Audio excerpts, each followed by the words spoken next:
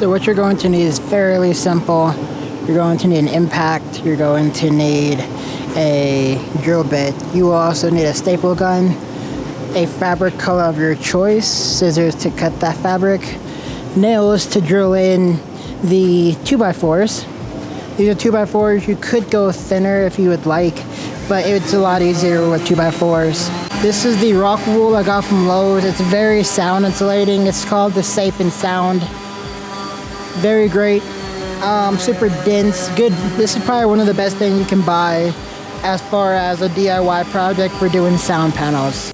What's going on, you guys? So I started off this entire part with making sure my workspace is completely leveled. So I put a leveled piece of wood on my unleveled piece of workspace that I'm using. I'm using this one corner. It's a lot easier if I used all four corners, as you'll see later on what I do. But I start off by making sure my corners are 45 degrees perfect, so it makes a perfect right angle along with the rock wool foam that I'm using, or insulation I'm using.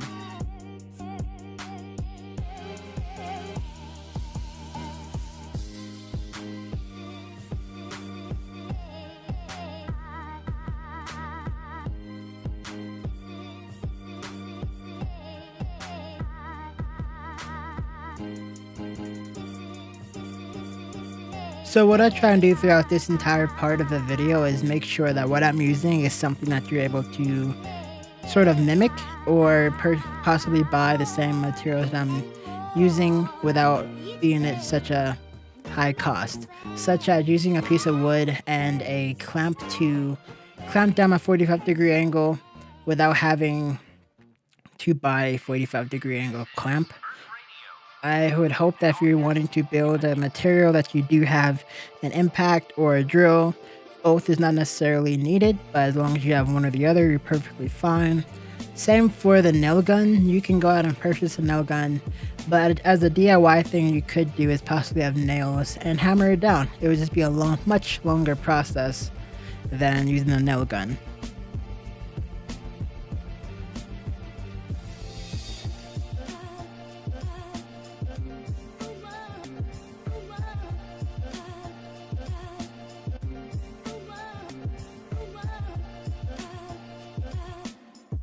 So here I moved over to the left side of the table to mirror what I did onto the right corner. Basically putting the piece of wood on the corner, clamping it down, drilling my pilot holes, and then drilling my screws in about 3/4 of the way, and then undoing the clamps to screw it in the rest of the way, just to make sure that the wood actually seats instead of being held down by the clamps. Very, very simple process.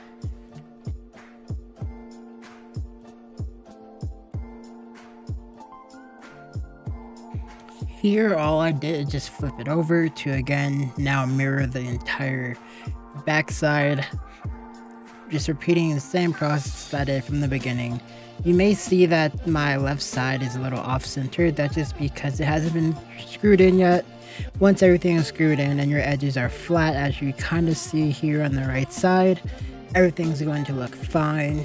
The fabric, once you have the fabric over, it's all going to look like a perfect rectangle.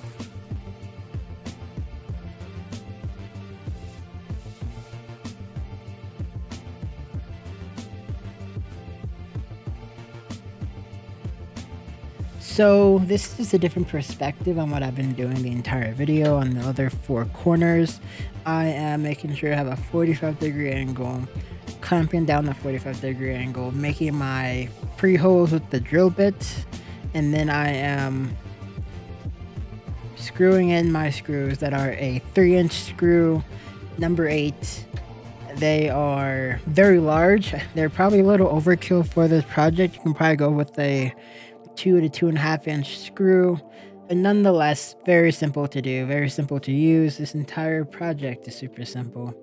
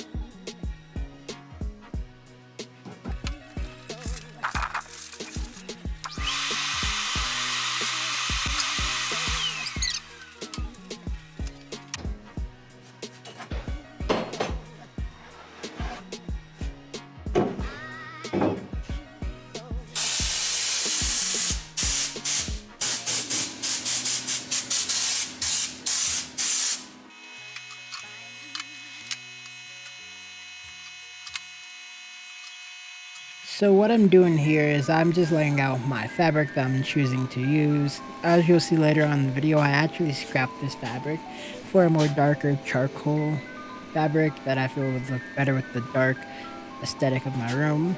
But I started off by laying it down flat, so whenever I put the sound panel on, I don't have to squeeze any real wrinkles out of the front of it.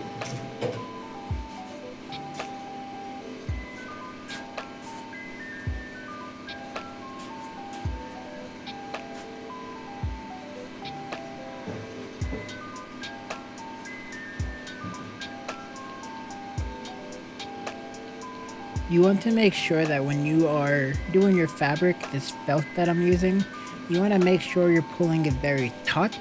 So make sure you get your first angles correct.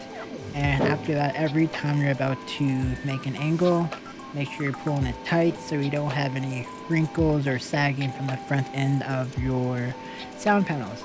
Later on, I'll show you the fold that I use for the corners. There are a few better folds that I've seen around YouTube where you would have no seam, but how I did it makes it seem almost non-existent.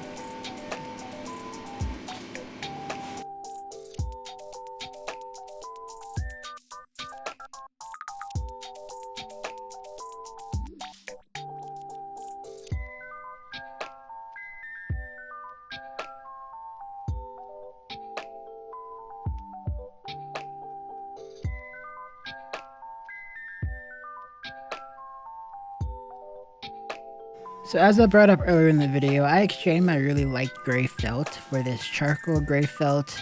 I feel like it would look better for my setup. Remember to always pick out your fabric beforehand. I believe for one is about a yard, depending on how wide it is. You may not need a full yard since these are only about 17.5 inches wide. It would be a lot of extra, but you always want to make sure that you have enough felt to cover your entire panel.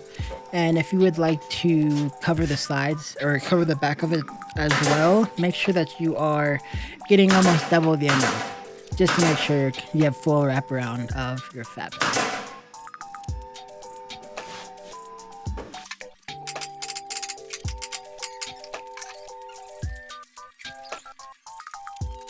Here you'll see me make that fold that I was talking about earlier in the video with the corners. The fold is basically just a clean wrap over right on the side of the corner, not exactly on the corner. I cut out this little part because if you do not, you'll end up with a very thick corner. And you don't want that for your aesthetics. Unless you do, then just leave this fabric on. It's a lot easier to do it the other way. After I remove the fabric, it makes it a little bit harder to do the fold. So what I do usually is take the very inner piece and give it one good staple. Since it's going to be covered, you don't have to worry about it being seen by people. So just give it one staple, take the outside fabric and fold it over and give it two good staples off the top to secure it. And if you're gonna follow me exactly, after this part, just cut off any excess fabric. Just to prevent any very large bulging when you're trying to hang it on the wall.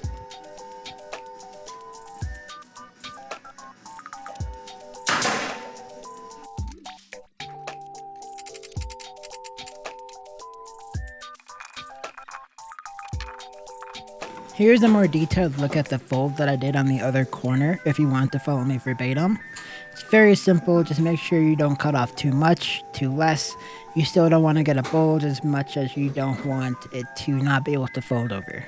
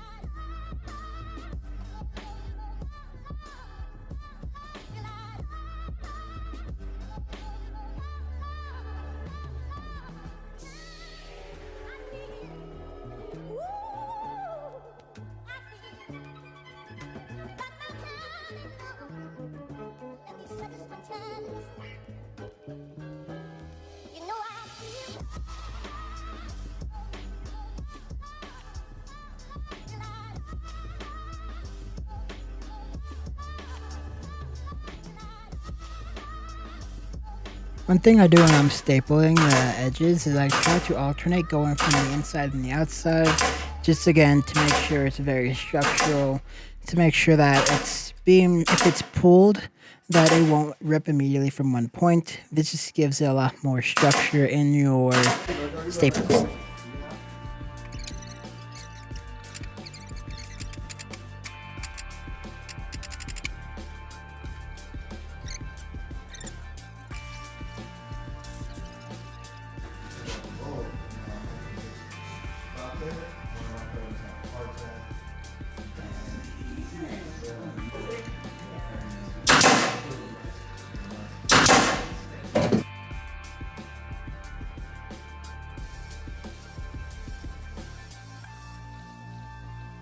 And that, you guys, is how you build sound panels. So as you can see from what I did before, now that you can probably hear me a lot better, is that I did not fill out the back of these. You are able to put a panel on the back, but this is probably the most minimalistic way you can do it. Since these are going against the wall, I have no fear of anything happening. I actually fear more so that if I put these on the wall with a panel, that's going to bulge out the front. But since I did these so tight, the insulation inside of it's really held in there. It's not just gonna fall out. As you can see, like from these, I don't know if you can see to my right. Either way, I already have this on my wall. I've done this over and over again. If I was making this for, say, a client, to make it look flush, make it look nice, I would wrap over. You can also buy sleeves to like sleeve this in and out, but you would have a seam at the top.